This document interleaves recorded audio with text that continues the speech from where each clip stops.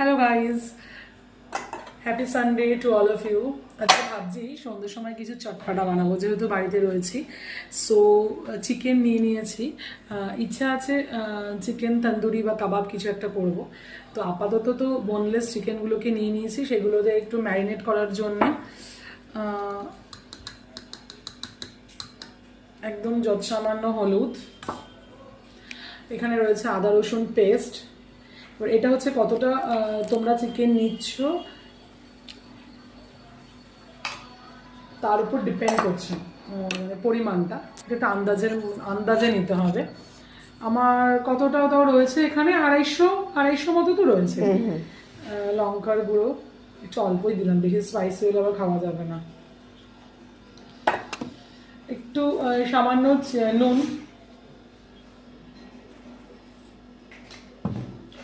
একদম চিনিটা একটু লাগেই, মানে একদম ইয়ে মতো। আচ্ছা, এরপরে দেবো হচ্ছে তন্দুরি মশলা। বাজার থেকে চটজলদি ওরকম তন্দুরি মশলা দিয়ে আমরা সাধারণত করি না। বিরিয়ানি, ফ্রাইড রাইস এইসবের জন্য আমরা একটা সিক্রেট মশলা বানাই, অবশ্যই জয়িত্রী, জায়ফল এগুলো থাকে, আরও কিছু ইনগ্রেডিয়েন্টস তার পরিমাণ থাকে।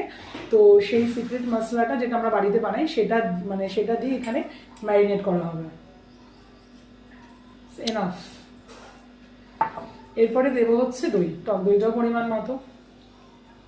বানাবো ইভিনিংয়ে, তো এখন এটা ম্যারিনেট করে রেখে দেবো, ফ্রিজে রেখে দেবো, যাতে মশলাগুলো ভালো করে এটার মধ্যে যায়। এবং তারপর সন্ধেবেলা এটাকে